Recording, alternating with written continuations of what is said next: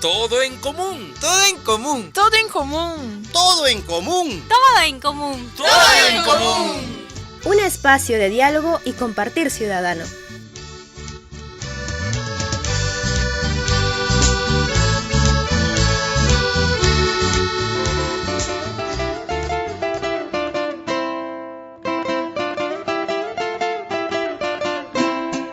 Bien, el día de hoy tenemos la visita, una grata visita acá en la cabina del programa Todo en Común, la visita de Elizabeth Pujol Díaz.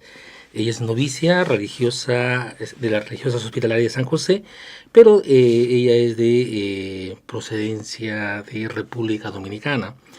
Con Elizabeth vamos a conversar sobre un tema que tiene que ver con cómo hoy significa ser un joven cristiano, también conocer sobre tu vocación, Elizabeth, y cómo está vinculado el ser cristiano con el servicio social, la vida social. Bienvenida, Elizabeth, al programa Todo en Común. Muchísimas gracias, señor Jorge. Para mí es una gran alegría estar aquí, compartir con todos ustedes. Les saludo también a todas las personas que nos escuchan con tanto cariño, con tanta fe, y a aquellas personas también que nos ven a través de los medios de la tecnología, ¿sí? Entonces, gracias, muchas gracias. Bien, Elizabeth, ¿cómo era tu juventud, ya hace poquito, en República Dominicana?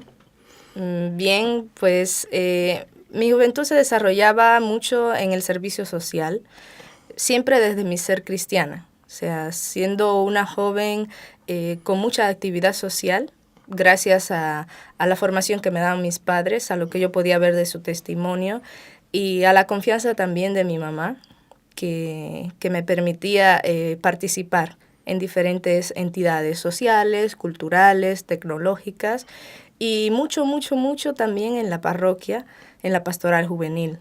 Uh-huh. Entonces, ahí se desarrollaba mi adolescencia. En mi pueblo natal de San José de Ocoa, que es en la Cordillera Central, en República Dominicana. ¿Qué es lo que te atraía de las actividades o de la convivencia en la parroquia? Bueno, había un testimonio muy enriquecedor, muy abarcador del padre Luis Quinn, que ha fallecido ya, y a mí me llamaba la atención esa entrega.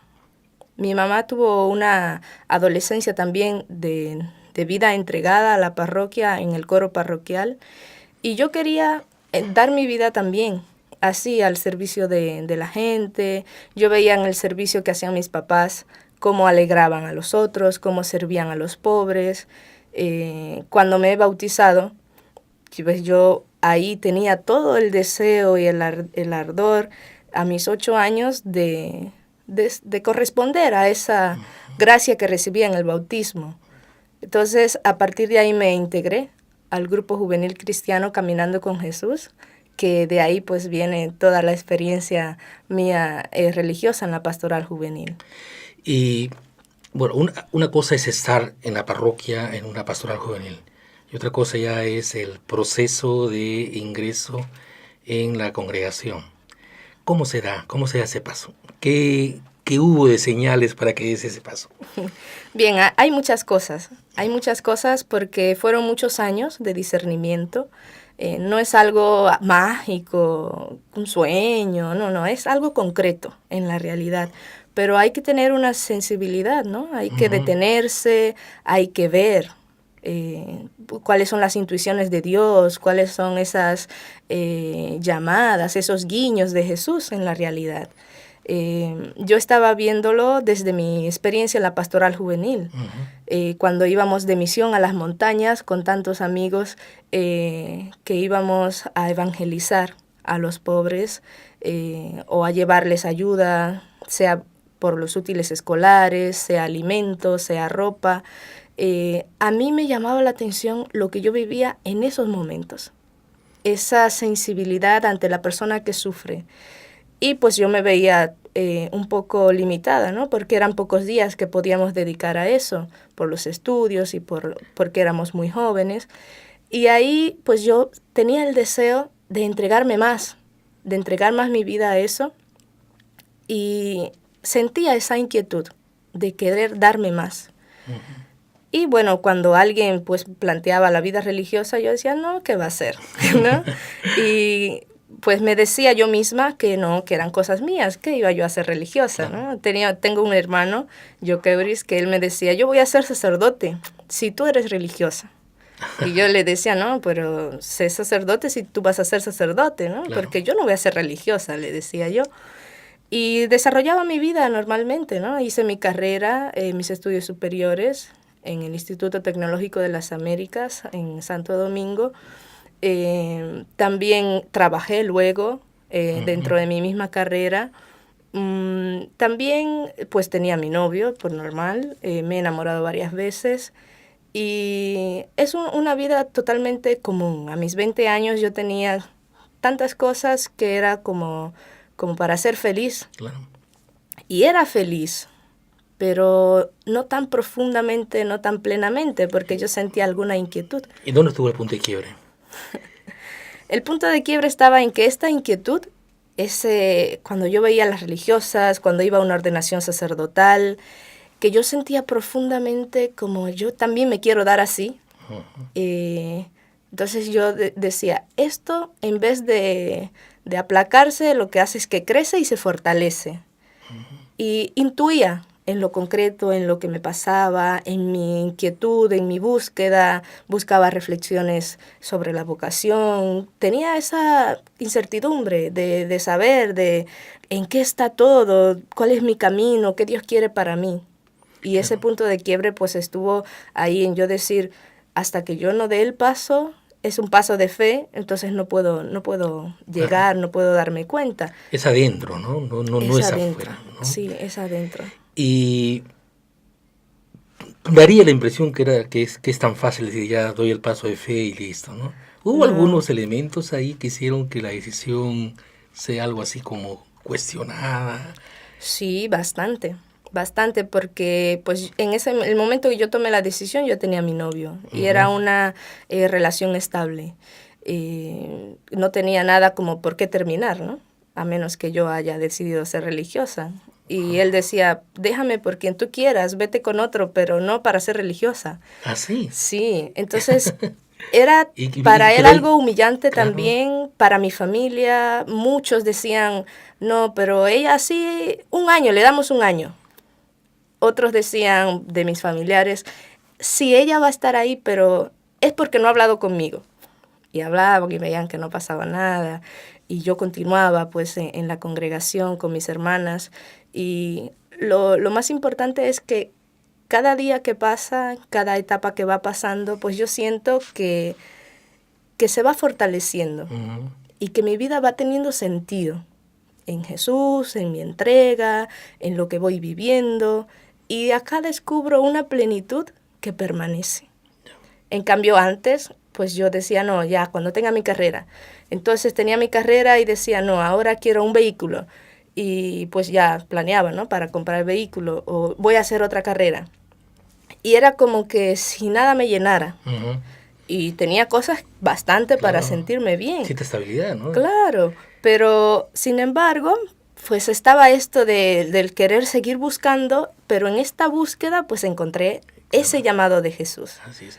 Y los jóvenes, las jóvenes de tu grupo parroquial, ¿cómo vieron este proceso tuyo? ¿Se animaron también? ¿Fueron contigo? ¿Qué pasó con ellos? Bueno, algunos me cuestionaron, ¿no? Algunos pues no mostraban, ¿no? Si sí ni no. ¿Cuál es el temor? Bueno, el temor es si es, si no es. Ya. Si pierdo mi tiempo. Y si entro y no es. O sea, ese era también mi temor, ¿no? Y si entro y luego pasa el tiempo y no es, entonces perdí mi tiempo, yo pensaba, ¿no? Pero ¿qué hay acá? Hay toda una presión social que también viene de la casa, de que tienes que ser perfecto, Claro. del que tienes que ser el mejor, y tus calificaciones las mejores, y tu trabajo el mejor, y tienes que tener éxito, tienes que ser triunfador. Claro. Y ante esta presión, el joven se siente en la incertidumbre de ver y cuidar qué paso voy a dar para mostrarme como el mejor, para mostrarme como perfecto, para ganar ante la sociedad. Y en la vida religiosa no es así, ¿no? Claro, y daría la impresión como que salgo del mundo, ¿no? Ajá. Salgo de la demanda del mundo para entrar a algo que, bueno, no tiene una explicación tan rápida, digamos, ¿no? Pero Jesús le pedía al Señor, ¿no? Cuando le decía, no te pido, Señor, que los separes del mundo. Ujú. Y precisamente esta opción, pues, te entra en el mundo. Claro. Y además, para estar en y además el ahí tú lo mundo. descubriste. Sí. Lo descubriste en las misiones, ¿no? Lo descubrí en el mundo, o sea, Claro. no lo descubrí en la vida religiosa, Ujú. pero había algo de cada religioso que yo veía que me llamaba. Claro, porque uno puede decir, ¿no? Decir, mi humanidad lo revelo en el contacto con el sufriente. Pero eso no necesariamente tiene que llevarme a ser religiosa, ¿no? No necesariamente. Por eso decía, ¿y dónde está ahí la pepita? ¿Dónde está ese algo que dice, bueno, ya, no, en la congregación voy a encontrar la cobertura para llevar adelante este proyecto que tengo? El testimonio, Ujú. mis hermanas están en mi pueblo pues desde hace muchos años, desde 1964, y esa entrega de estas hermanas que eran extranjeras en su mayoría, algunas ya están mirándonos desde el cielo, otras todavía permanecen con nosotras. Ese testimonio de ir y darse Claro. sin esperar nada a cambio, pero esa alegría, Ujú.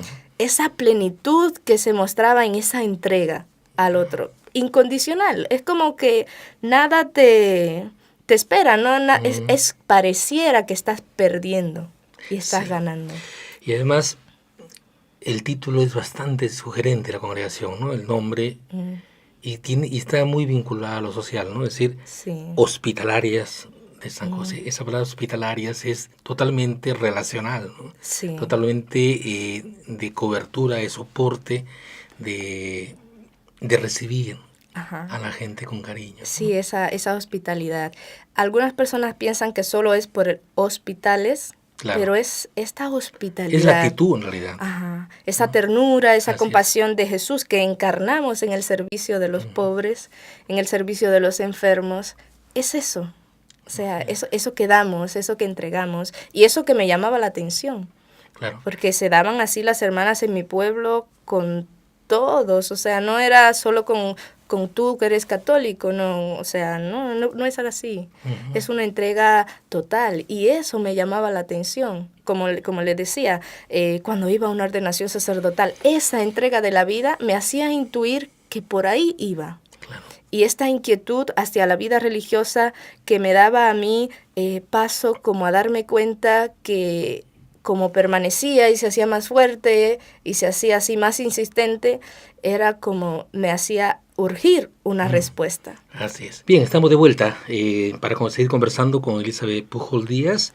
Recordarles que ella es novicia de la religiosa hospitalaria de San José.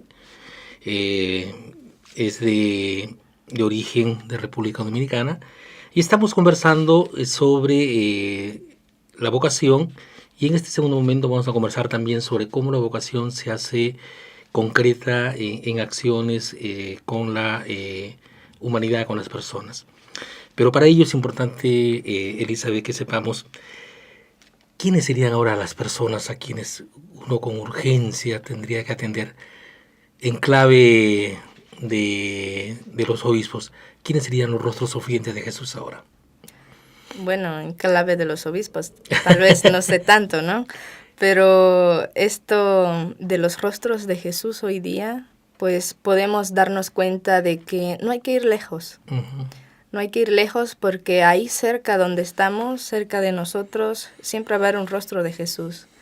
Una persona que por su historia de vida pues necesita una atención especial y lo vemos mucho en los pobres porque estos pobres que son empobrecidos, son empobrecidos por un sistema que tanto en nuestro país, en Perú, como en muchos otros países y se globaliza todavía mucho más, hay todo un sistema en cuanto al consumo, en cuanto a lo comercial, que hace que las personas pobres permanezcan más pobres.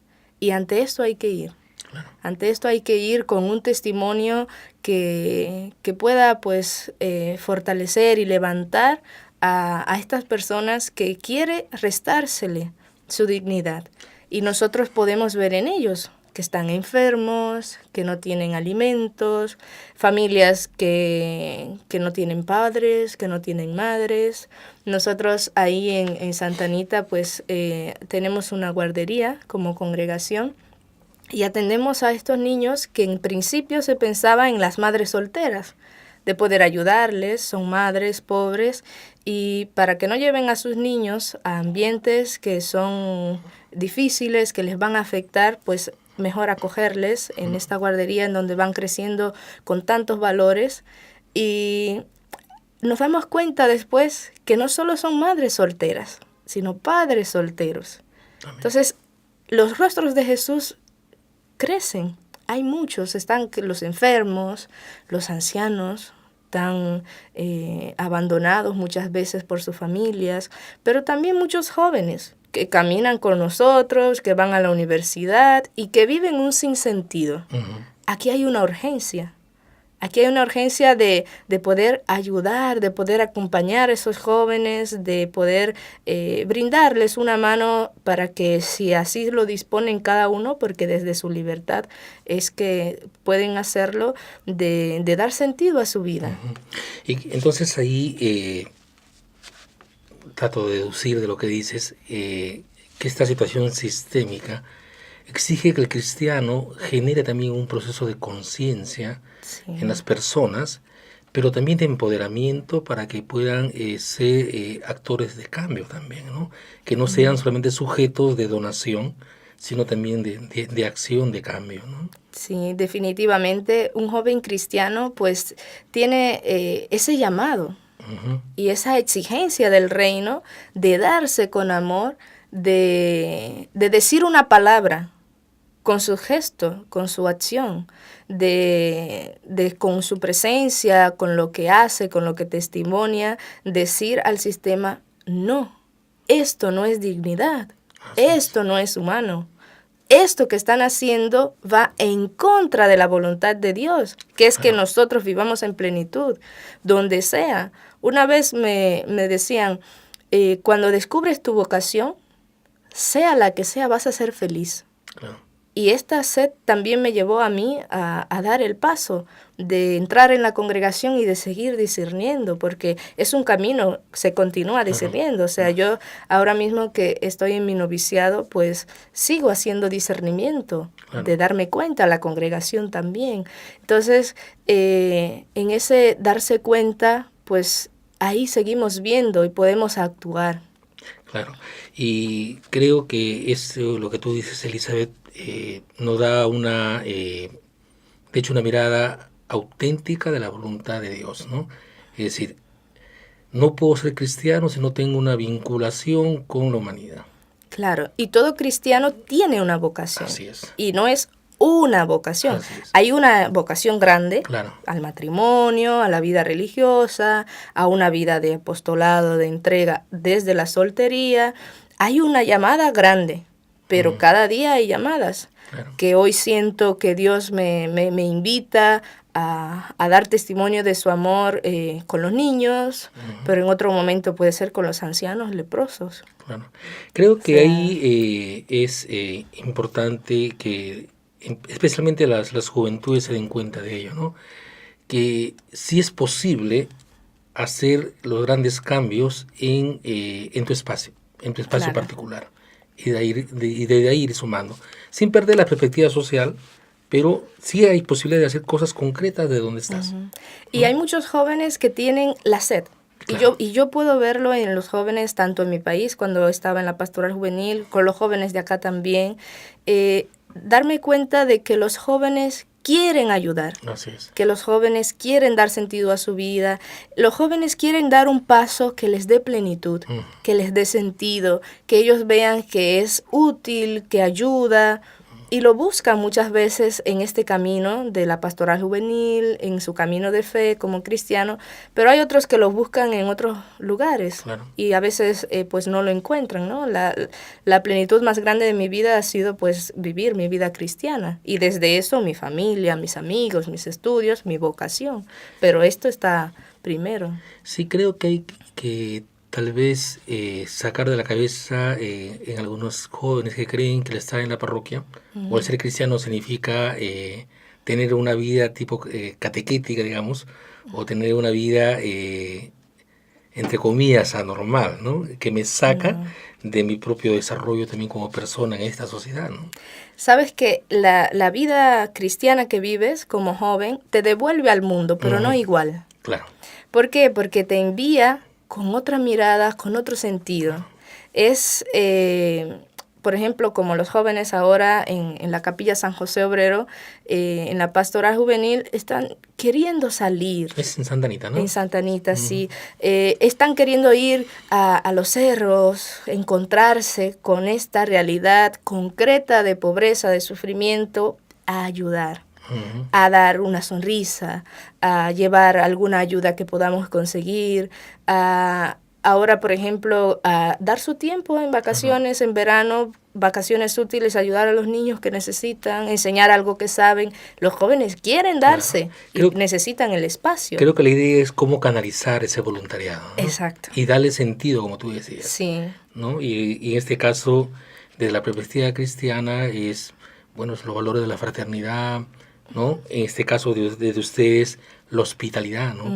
Para la gente. Sí, y si yo como joven cristiana me siento muy cómoda y relajada en mi vida de fe, tengo que revisarme. Claro. Porque Dios siempre me está dando unos desafíos que muchas veces me van a costar. Irse a un cerro pues no es algo tan fácil, ¿no? Porque tienes que subir, vas a estar en contacto con mucho polvo, no sabes qué te vas a encontrar, si va a ser un lugar peligroso, o sea, pero hay un riesgo que es menor ante la grandeza de lo que se quiere compartir. Uh-huh. Y los jóvenes quieren darse, hay que canalizar todo eso, ¿no? Claro que sí. Elizabeth, pasado este tiempo, cuando tocabas la puerta de la congregación y querías ya dar el paso de fe, ¿tuviste también el cuestionamiento o cierta, digamos, desacuerdos de la familia, de los amigos, del novio? ¿Qué le tendrías que decir ahora a ellos después de este tiempo? ¿Cómo va ahí? ¿Ha habido algunas certezas, claridad? Y dice, mira, la chunté, no me equivoqué. Bueno, hasta este momento muchos de ellos se han dado cuenta, sobre todo mi familia y también, ¿no?, mis amigos, uh-huh, de que yo vivo a plenitud lo que estoy experimentando. O sea, yo soy feliz con lo que vivo. Yo siento que encontré el sentido pleno de mi vida. Uh-huh. Y cuando yo voy dándome cuenta de esto, siempre pienso en ustedes, en mi familia, en mis amigos, en ustedes que también los que no conozco, que están en esa búsqueda, porque encontrar el sentido de mi vida que me hace feliz a pesar de las dificultades, no es una vida sin ningún sobresalto, ¿no? Sin embargo, encontrar que todo lo que encuentro en el camino igual está de base esta plenitud. Uh-huh. Y esto que hasta ahora veo como una certeza del llamado de Dios que se sigue confirmando, que se sigue afianzando, que va tomando fuerza, que va teniendo sentido y que hay muchos desafíos, ¿no? Nuestra congregación, como muchas otras, pues se enfrenta al sentido de que hay muchas hermanas mayores, hay menos hermanas jóvenes, hay una necesidad muy grande en la iglesia y en el mundo de misión, de apostolado, y nuestras respuestas se disminuyen porque pues somos menos. Sin embargo, está esta certeza de que sabemos que Dios está con nosotros, de que el Espíritu es que va alentando y que pues hay semillas que van surgiendo, ¿no? Porque una vocación es así y hay que regarla, además de sembrarla y dejarla en lo oculto de la tierra, pues regarla, confiar y saber que es el Creador el que la hace crecer, pero también con nuestra ayuda. Claro que sí. ¿Qué diría Jesús ahora a los jóvenes, aquellos que están buscando darle sentido a su vida? Ay, Jesús. Tal vez no tanto hablaría, ¿no?, por Jesús, sino, pero me doy cuenta de que pues sigue llamando. Jesús sigue llamando. En estos días en que celebramos la Navidad, de que Jesús nace, de que hay una nueva esperanza, de que hay una nueva oportunidad para vivir, para comenzar todo, Dios sigue confiando en nosotros. Y cada uno tiene pues una vocación particular que tiene la tarea de descubrir, porque la vocación es un don, pero también una tarea, porque requiere una respuesta nuestra, requiere ese alimentarle, ese ir creciendo. Y a los jóvenes, pues ese atreverse, ¿no? Como dice el Papa, ese ir contracorriente, no temer ir contracorriente, porque precisamente Jesús caminó contracorriente. Y eso significa estar pendiente, incluso hasta en contra o contracorriente del sistema actual, ¿no? Claro, definitivamente que sí, definitivamente. Porque Jesús eso hizo, ¿no? Podemos ver a Jesús que no estaba en contra, pero lo que él hacía, pues hacía ver así como si Jesús era ese gran revolucionario que iba a acabar con todo, ¿no? Así lo entendían muchos grupos en el tiempo de Jesús, pero Jesús tenía que dar las cosas por el camino que deberían ir, ¿no? En lo religioso, en lo político, en lo sociocultural, en todo eso. Él fue un auténtico judío, pero él quería devolver esa religión judía pues al camino que debía ser, ¿no? Y por eso pues ahí lo mataron, porque a estas personas no les convenía, ¿no? El poder político, el poder religioso, no le convenía lo que hacía Jesús, que iba en contra de lo que ellos hacían. Sí. Pero Jesús iba no en contra de estos, sino a favor del verdadero sentido. O sea, no veo el cristianismo como ir en contra, sino ir en el sentido de Jesús, ir en el sentido de Dios, ir a dar plenitud a ese reinado de Dios que quiere hacerse presente cada vez más entre nosotros. Sí, y la apuesta es la vida, ¿no? Claro, la apuesta de la vida, dar el tiempo, la disponibilidad, la entrega generosa, el servicio, en la catequesis, en el coro, en la pastoral juvenil, donde Dios nos está llamando. Pero no es solo quedarse en la capilla, hay que salir. Claro. Y es el deseo de los jóvenes. A veces necesitan personas que le puedan hacer descubrir, ¿no? Este deseo tan noble, tan profundo, que habita en ellos y ayudarles a canalizar, ¿no? Y hay personas, bastante personas, y yo doy gracias a Dios, que hay personas que sí apuestan por eso. Sí, y eso es, hay que continuar apostando y generando las coberturas para que estas vocaciones se den y realmente las personas, especialmente las jóvenes, encuentren el verdadero sentido de su vida, ¿no? Claro. Así es. Y lo encuentran viviendo desde la verdad, ¿no? Descubriéndose, queriendo vivirlo libremente, porque no te hace Jesús dar una respuesta obligada, nunca jamás, sino que Él te invita y te deja la pelota en tu cancha. O sea, tú sabes si la juegas. Claro. Y yo creo que es un paso de auténtica felicidad, de dar un paso de fe con libertad y permitirse vivir esa plenitud, ese sentido de la vida. Y muchos jóvenes que ingresan, pues responden y se dan cuenta de que no, se han dado cuenta de cuál es su verdadera vocación. Así es. Si han vivido este proceso auténtico, pues se han dado cuenta a qué Dios le llama y van a ser feliz. Como me decía una persona una vez, si tú descubres que tu vocación es vender naranjas en la esquina, vas a ser totalmente feliz vendiendo naranjas porque esa es tu vocación. Entonces, no importa cuál sea, cuán sencillo, cuán complicado, pero vas a ser feliz. Claro, así es. Así es. Bien, Elisa, entonces gracias por tu testimonio. De hecho, va a ayudar a esclarecer a jóvenes que están con la inquietud ahora, y también por el hecho de ampliar el concepto de vocación, ¿no? Que no solamente lo religioso, sino también es otras posibilidades que existen. Lo importante es que seas pleno. Claro, lo importante es eso. Y a veces se nos dice, no tengas miedo. Y yo muchas veces digo, yo creo que es más bien dar el paso, aún con el miedo, porque se encargará el mismo camino que vas haciendo de separar el miedo. Claro, no es algo malo, sino caminar con eso, ¿no? Así es. invitarles a que tengan ánimo, a que se arriesguen. Ese arriesgar la vida, Jesús no dudó en dar su vida por amor a nosotros. San Esteban, el primer mártir de la iglesia, este joven que no dudó en dar testimonio de su experiencia de Jesús. Y es eso, pues, la vida cristiana es dar testimonio de nuestra experiencia de Jesús. Bien. Gracias, Elisa. Muchas gracias también por recibirme y a ustedes por estar ahí con nosotros. Muchas bendiciones y que este año 2017 que viene pues les ayude a seguir buscando, a tener ese espíritu de búsqueda de ese Jesús, de búsqueda de esa plenitud auténtica en su vida y que eso pues les ayude a dar ese paso, sea cual sea, porque ahí van a ser felices. Así es. Van a ser. Bien, gracias. Muchas Elisa. gracias.